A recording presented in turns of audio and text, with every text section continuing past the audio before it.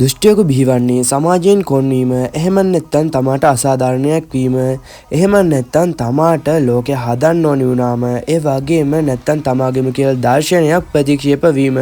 මෙන්න මේ වගේ දේවල් වලින් තමයි ලෝකේ දුෂ්ටයෝ බිහි වෙන්නේ. ඉතින් ඇනිම් ලෝකයේ තුලත් මෙවැනි දුෂ්ටයෝ ගොඩක් බිහි වෙලා ඉන්නවා. හැබැයි ඉතින් අද අපි කතා කරන්න යන්නේ ඇනිම් ලෝකයේ එතෙ මෙතෙ බිහි වුණු දරුණුතම දුෂ්ටයා ගැන. ඒ ඉතින් වෙන කවුරුත් නෑ මේ මරණයට පවා අභියෝග කළ හැකි ඒ අමුතුම ගණේ මිනිසා. එහෙම නැත්නම් අමුතුම ගණේ රාක්ෂයා. එහෙනම් යාළුවනේ අද අපි කතා කරන්නේ රියොමින් සුකුනා ගැන. ඉතින් වීඩියෝ එකට ලයික් එකක් දාලා සෙට් වෙන්න කියලා මතක් කරනවා. අපි යමු වීඩියෝ එකට.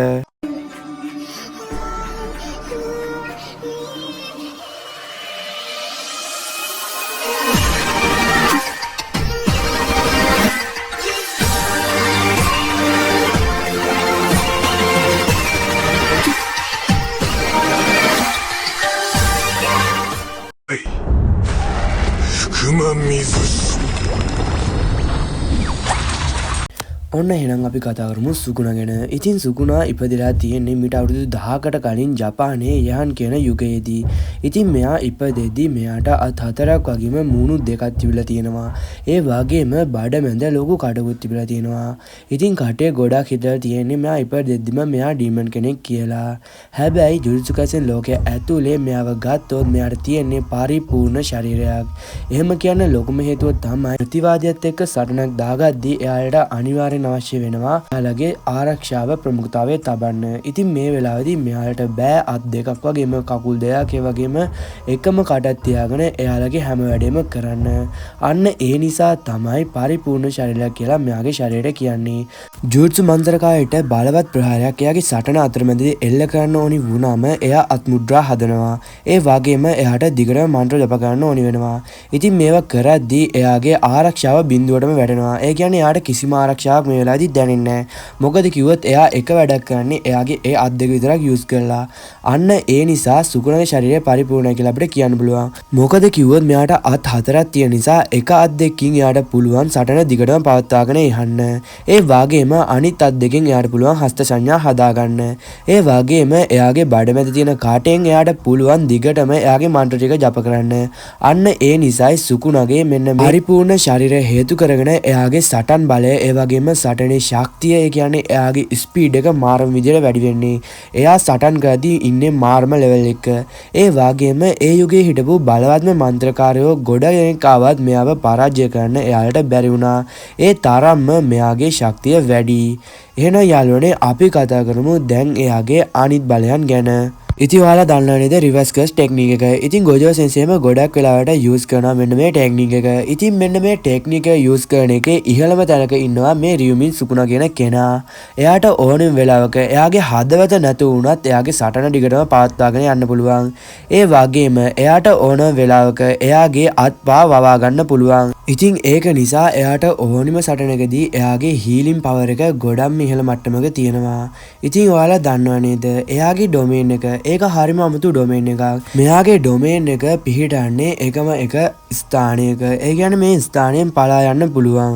ඉතින් අන්න ඒ කොන්දේසිය පදනම් කරගෙන සතුරට ලබා දීලා තියෙන මෙන්න මේ ලිහිල් බලය යොදාගෙන ඉතින් අපේ සුකුනට ලැබිලා තියෙනවා අන්ලිමිටඩ් පවර් එකක්. ඒ කියන්නේ මෙන්න මෙයාගේ මේ ඩොමේන් එක ඇතුලේ එයා මාරම විදිහට ශක්තිමත්. ඒ ශක්තිය කොච්චරද කියනවා නම් එයාට එක දිගට ප්‍රහාර කොච්චර එල්ල කරත් එයාගේ මහන්සිය දැනෙන්නේ නැහැ. ඒ කියන්නේ එයාට ඕන තරම් ප්‍රහාර එක දිගට එල්ල ගන්න පුළුවන් තරම් ශක්තියක් තියෙනවා මේ ඩොමේන් එක ඇතුළේදී. ඉතින් ඔයාලා දන්නවද මේ සුකුනාට කිසිම සහෝදරත්වයක්, කිසිම ආදරයක්, කිසිම කරුණාවක් වගේ දේවල් ඇත්තෙම නැහැ. මොකද කිව්වොත් මෙයාට මේවා තියෙන්නේ නැත්තේ මෙයා මේවා හිතාමතාම ප්‍රතික්ෂේප කරනවා. එයාගේ ජීවිතය එයා සාර්ථක කරගන්න ඕනේ නම් මේ වගේ දේවල් එයාට ලැබෙන බාධක විදිහට තමයි එයා දකින්නේ. ඉතින් එයා කිසිම වෙලාවක කාවත් කරුණාවන්ත විදිහට සලකන්නේ නැහැ. එයාගේ සතුට වෙනුවෙන් එයාගේ කැමැත්ත වෙනුවෙන් ඕනිම කෙනෙක්ව මරලා දාන්න එයා දෙපාරක් පසුබසින්නේ නැහැ. එයා ඕනම වෙලාවක සටන්කාමී. ඒ වගේම එයා බලය තියන අයට ගොඩක් ගරු කරනවා. එයාත් එක්ක මාරුම විදියට ෆයිට් එකක් දෙන්න පුළුවන් ඕනෙම කෙනෙක්ට එයා ගරු කරනවා. ඒ වගේම ක්ෂණයකින් අයව විනාශ කරලා දාන්නත් එයා අමතක කරන්නේ නැහැ. ඉතින් එයා කිසිම වෙලාවක මරණයටත් බිය වෙන්නේ නැහැ. ඉතින් මෙන්න මේ පුද්ගලයා හරිම අద్භූතයි. මොකද කිව්වොත් මෙයා හරියට පෘථිවිය ගිල ගන්න හදපු කළු කුහරයක් වගේ. ඒ තරම්ම මෙයා පවර්ෆුල්. ඔයාලා දන්නවද යුතාගේ කර්ස් එනර්ජි එක තියෙන්නේ අන්න ඒ වගේ දෙගුණයකටත් වඩා මෙයාගේ කර්ස් එනර්ජි එක වැඩි. ඒ කියන්නේ ඉතින් මෙයාගේ පවර් එක ගැන ඔයාලා හිතා ගන්න. ඉතින් ඔයාලා දන්නවද අවුරුදු 1000කට පස්සේ මෙයා යෝජි ඉටඩොරි කියන කෙනාගේ ඇඟෙන් මතුවෙනවා. ඉතින් මෙයා මෙහෙම මතුවෙන්නේ එයාගේ ශාපලත් ඇඟිල්ලකින්. එයා මෙහෙම ඇඟිලි 20ක් හදලා තියෙනවා. ඒවා හදලා තියෙන්නේ කලින් හිටපු බලවත් මන්ත්‍රකාරයෙක් වුණ කෙන්ජගුත් එක්ක එකතු වෙලා. ඉතින් මේවා ස්පෙෂල් ග්‍රේඩ්. ඒ නිසා මොකේටවත් විනාශ කරන්න බැරි විදිහට තමයි මේවා හැදිලා තියෙන්නේ.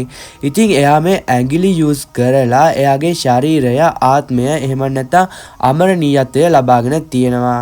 ඉතින් එයා මෙහෙම අමරණීය වෙන්න මේ ඇඟිලි යූස් කරලා තියෙනවා. යෝජි ඉටඩොරි කියන්නේ කෙන්ජගු අපේ මේ සුකුණට හදපු එක ශරීර කූඩුවක් විතරයි.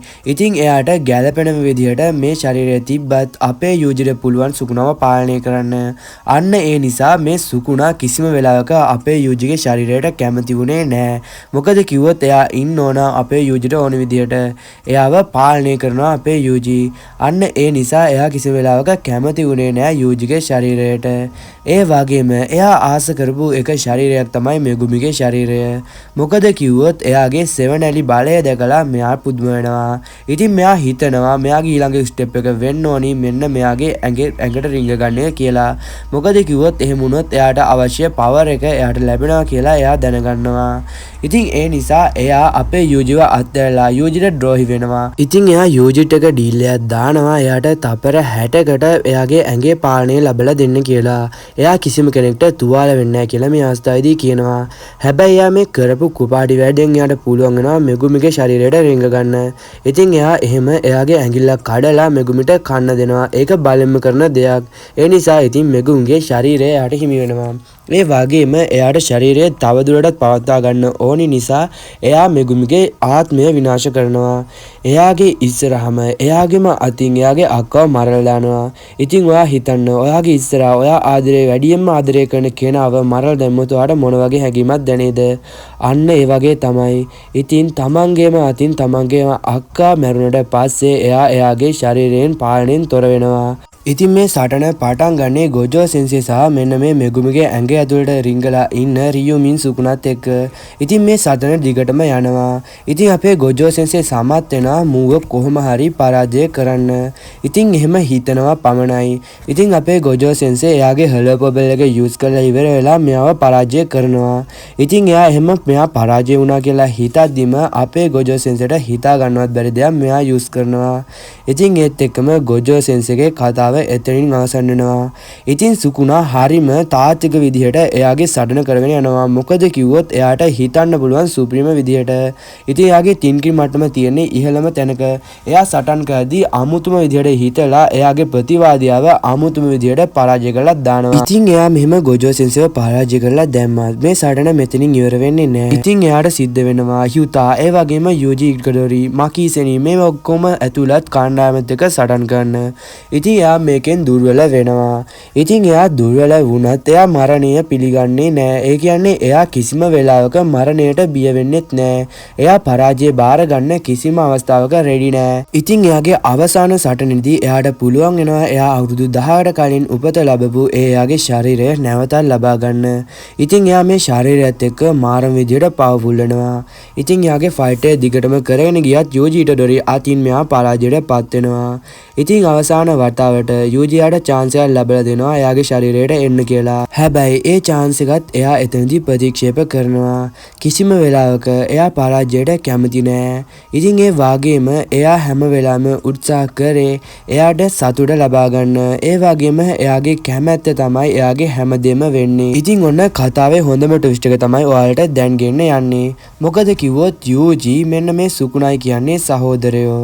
ඒක කොහොමද වුනේ කිව්වොත් එයා ඒ කියන්නේ සුකුණයි ඉන්නවනේ එයා බඩේ ඉද්දිම එයාගේ නිහුන් සහෝදරයව කාලා දානවා.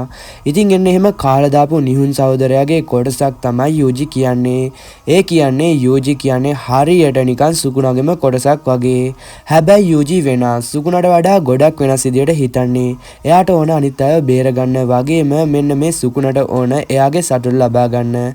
අන්න ඒ නිසා තමයි යූජිත් එක්ක එයා ගොඩක් වෛරෙන් ඉන්නේ. විටක ගොජෝ සෙන්සර් පවා ආගය කරපු ඔයා ගොඩක් ශක්තිමත් කියලා එයා මැරෙන්න කලින් ප්‍රකාශ කරපු මෙන්න මේ සුකුණගේ කතාව මෙතනින් ඉවර වෙනවා. ඉතින් යාළුවනේ මට කියන්න බැරි වුණු තව විස්තර තියෙනවා නම් ඔයාලට පුළුවන් කමෙන්ට් එකක් දාගෙන යන්න. ඒ වගේම වීඩියෝ එකට ලයික් එකක් දාන්න අමතක කරන්න එපා. එහෙනම් යාළුවනේ අලුත් වීඩියෝ එකකින් ආයෙත් හම්බ වෙනකන් ඔයාලා හැමෝටම සයෝනාරා.